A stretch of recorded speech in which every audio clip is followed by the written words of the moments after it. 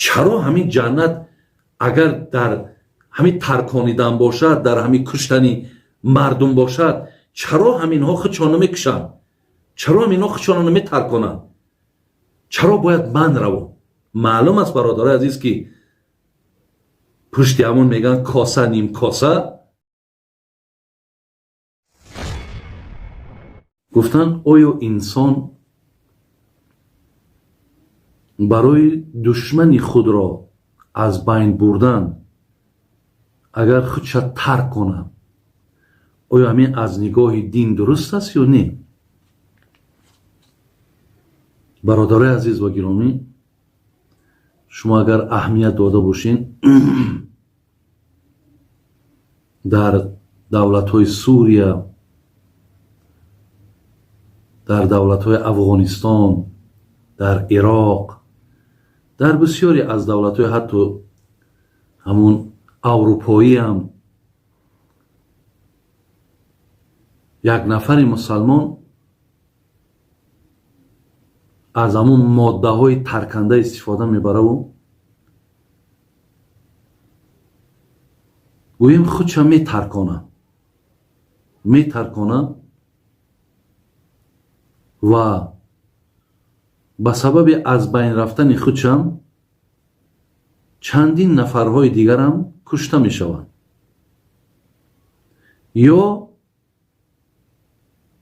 در خودش هم که نباشد، مثال در ماشین ها میمانند، در خلطه ها میمانند، خلاص یک بین عامه مردم در ترکیش میشود و چندین نفرهای از بین میروند.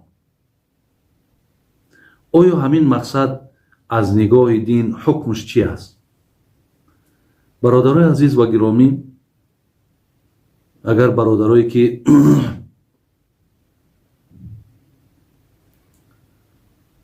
گوییم اهل دانش و اهل علم باشن، شما حتی در اینترنت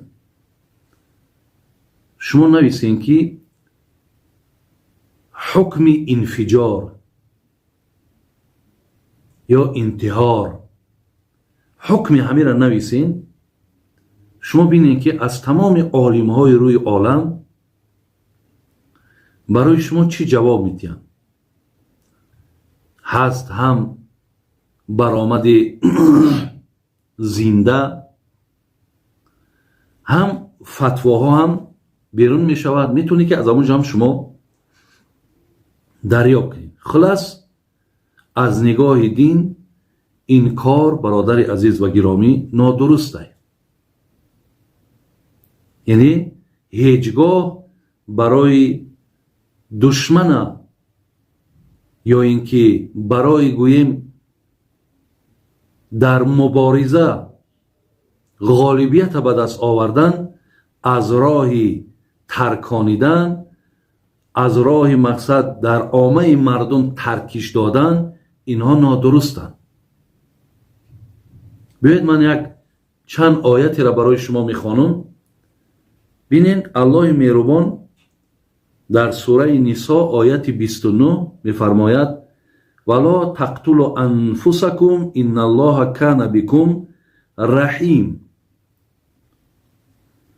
الله مهربان میگوید شما با دستهای خودتان نابود نکنید و دانید که الله مهربان با شما بسیار مهربان است. یعنی در جان خودت جبر نکن، بر سر خودت مشکلات و سختی نیار. الله میگوید من بسیار با تو مهربانم، این کار نکن.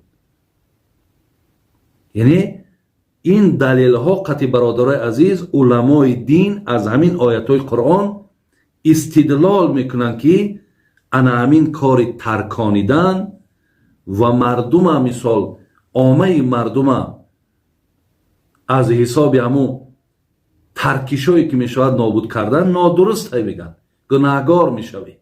الله را امرش پایمال کیسه. خدا میگه ولا تقتلوا انفسکم، شما نفسهاتون را زیان نیارین یا شما خداتون را به هلاکت نرسانین. اتو میکنی آیا همین نافرمانی نمیشد؟ دیگر برادر عزیز، قرآن برادر سوره نساء را میبینیم آیت 93 و من یقتل مؤمنا متعمدا فجزاؤه جهنم خالدا فيها وغضب الله علیه ولعنه و اعد له عذابا عظیما. الله مهربان میگه هرگاهی که شما یک مؤمن را به قتل میرسانید، حتی غیر مؤمن هم اجازت نیست برادر عزیز. ولی من در دوام اگر امکان شود من برای شما میگویم حتی غیر مؤمن هم نادرسته کشتنش. وقتی که شما میگم مؤمن را اگر از بین میبرین، جزای شما جهنم است یکم، یعنی شما حتما دوزخ میروین. دو، خالدن فیها، در درون این جهنم برای این خون ریزاندگی تو دائمی میمانی، مخلدی در دوزخ میمانی. سه، غضب الله علیه، در همون درون عذابم که بکشی با در بالای سر تو همیشه غضبی منه الله میگه. چهار، ولعنه، انسانهایی که دست به کشتار میزنن، دست به انمتری ترکیشا میزنن، خدا میگه یا در لعنتی منن ولعنه. پنج، و اعد له عذابا عظیما، زمانی که تو اگر گویم خطا تر کنیدی یا گویم که در همون عامه مردم در آمدی و با همون موادهای ترکننده همه را نابود کردی و خطم از آن جمله مردی، الله مهربان میگه وقتی اینجا پیش من میای برای تو اینهایی را که من خواندم، با در آخر الله پنجم چی گفت؟ گفت عذابهای دردناک و عذابهای گوناگون تر انتظاره. یعنی به یک شکل فقط عذاب نمیتون، با عذابهای دیگر هم تر البته دامنگیرت میشه. برادرای عزیز و گرامی، پیامبر گرامی گفتن من قتل نفسه بشیء عذب به یوم القیامه، هر کسی که با کدام راه یک نفری را وقتی تو به قتل میرسانی، خون او را وقتی میریزانی، الله مهربان گفت هشدار داد که حتما برای این خون ریزاندگی نزد من عذاب میکشی، عذاب میبینی. یعنی این خون برادر عزیز قدر داره پیش الله، این خون قیمت داره پیش الله. پیامبر ما ببینید چی میگه؟ میگه والذی نفسی بیدی، قسم بر آن خدایی که جانم در دست اوست، لقتل مؤمن اعظم عند الله من زوال دنیا. امام نسائی روایت میکنه، میگه یک مسلمانی که از بین میرود نزد الله مهربان میگه میدونین میگه که این بزرگتر است از آنی که یک دنیا از بین رود. یک مؤمن از بین رفتن میگه این میگه بالاتر است از اویی که یک دنیا از بین میرود. قدر یک مؤمن برادر عزیز. دیگر حدیث من قتل معاهدا، بین معاهد انمون نفرای هستن که بگیم با شرط و با شرطنامه و با شرایط قطعی مردم مسلمان زندگی دارن. یعنی ما در یک گوشه که وطنمون بگیم برای اونها جای میتیم، شرایط میتیم، اگرچه اونها به اسلام ما، به قرآن ما، به پیغمبر ما هیچ اعتقاد نزدیکی ندارن. میگه اگر یک نفر امر اگر شما دنیا ببرین، لم یریح رائحة الجنه و این ریحها توجد من مسیرة 40 عاما. امام بخاری را میاره، میگه بوی جنت به مشامتان نمیرسد، اگر چنده که بوی جنت از فاصله 40 ساله دور به مشام جنتی میرسد.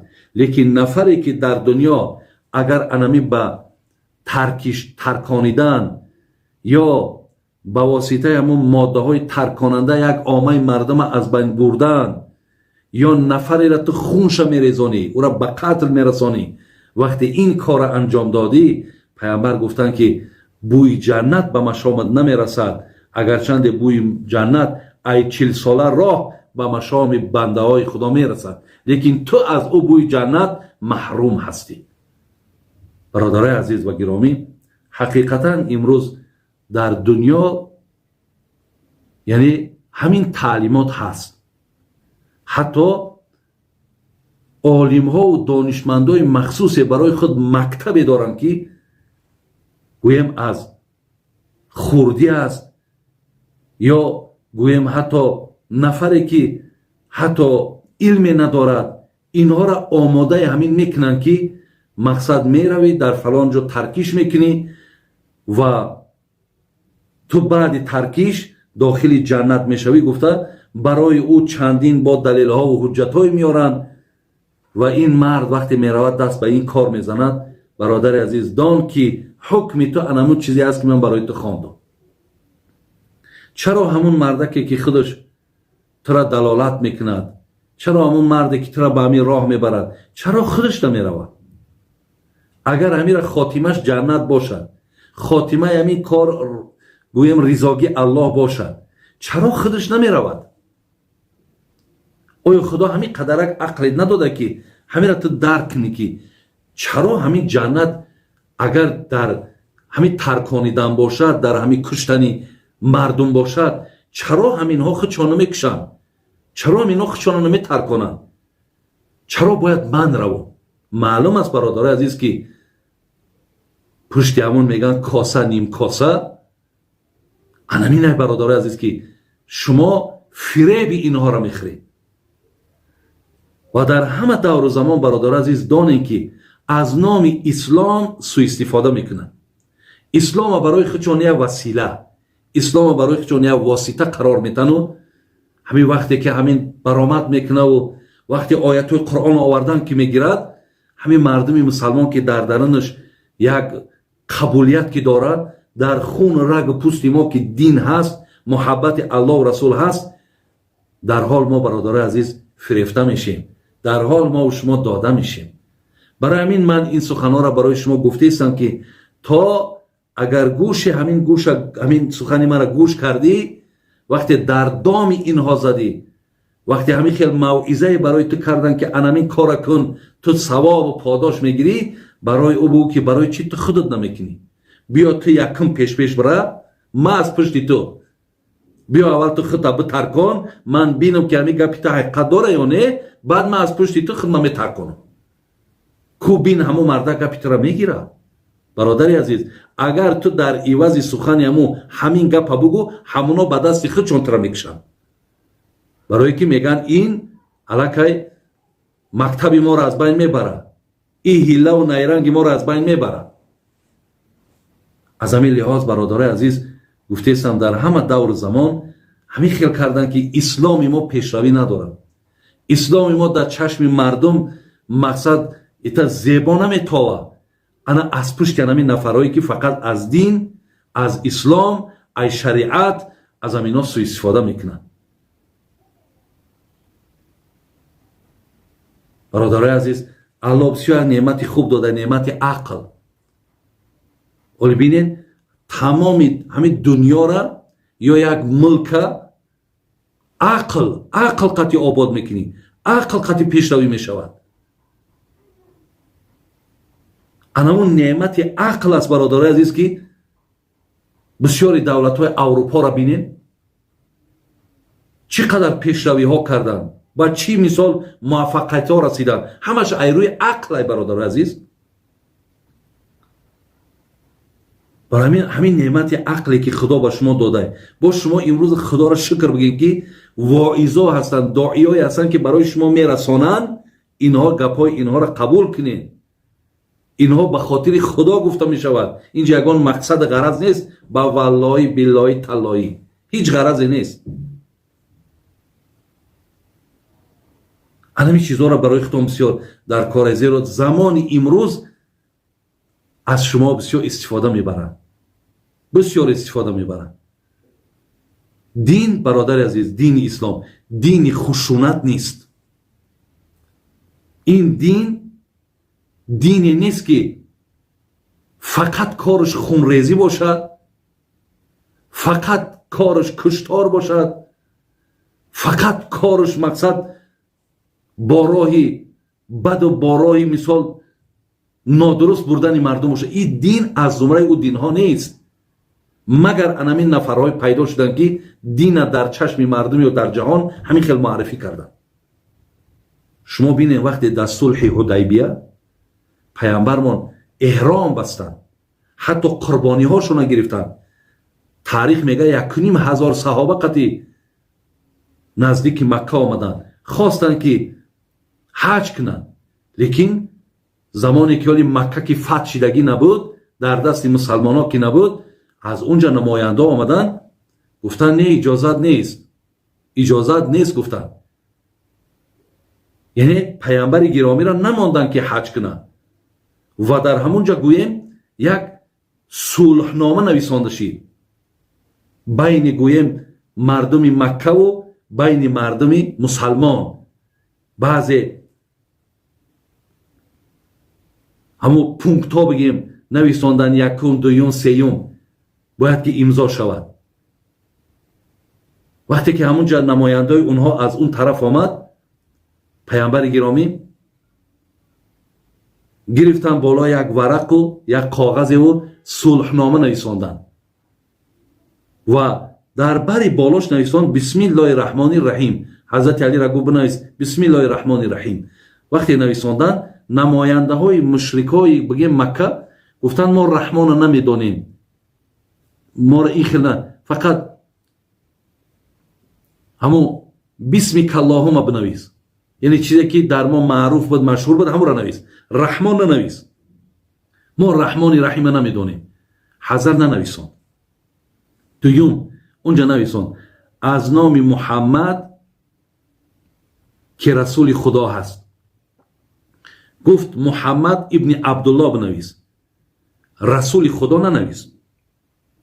زیرا اگر ما رسول بودن را قبول میکردیم، ما تو را مقصد مانع حج نمیشیدیم، میرفتی حج تا میکردی، ما با تو جنگ هم اعلان میکردیم. ما قبول نداریم که تو رسولی. میگه پیامبر حضرت علی را گفت که بنا همون رسول خدا را خط زن. حضرت علی گفت من خط نمیزنم. گفت مرا نشان ده کجا است؟ گفت فلان جا است. حضرت خواندن نمیتونستن، نشان داد، خودش با دست خودش رسول خدا را خط زد. شما ببینید برادرای عزیز، رحمان خط زد، رسول خدا را خط زد. برای چی؟ برای آرامی، برای همون گوییم که تامین امنیت، برای همون عهد مقصد، عهد و پیمان جای خچه پیدا کند. ببینید این دین برادر، حتی پیغمبر رسول خود و رحمان خط میزند و همون پایداری صلح و پایداری امنیت چه نگاه میکنند. و این کارهایی که میشود اینا همش یک ناآرامی و یک ناامنیتی و یک بدبختی را ایجاد کردن. برای همین برادرای عزیز و گرامی بسیار در همین مسئله ها با اهمیت باشین. گویم فریفته و بازیچه دست هر یک نفری که شما اونها را نمیدانین، شما اونها را نمیفهمین، اونها چی مقصد دارن، فقط با یک گویم که یک برآمد او یا با یک دلالت او در حال برادرای عزیز داده نشوید. زیرا حکم دین بینین، اسلام ما را چی میگه در این مسئله. خدای مهربان حفظتان کند و در هر جایی باشین خدا الله را دعا میکنیم که کاراتون را برای برکت تیا. شما برادرای عزیز کجایی که رفتین با مقصدی چی رفتین؟ با مقصدی رفتین که یک زندگی تون بهبود کنین، با مقصدی رفتین که مقصد گویم در همون دولت ها شاید یگان مقیمی را به دست بیارین یا در اونجا زندگی بردوام کنین، یا رفتین که با 4 آدم برادر دیگر تا بری با یک کار تامین کنی، یک شرایطی خوب مثال با برای اونها مهیا کنی. نرفتین شما برای آنی که در اونجا مقصد فقط مقصد شما ترکاندن، مقصد شما کسی را زدن، مقصد شما کسی را مبلغش گرفتن.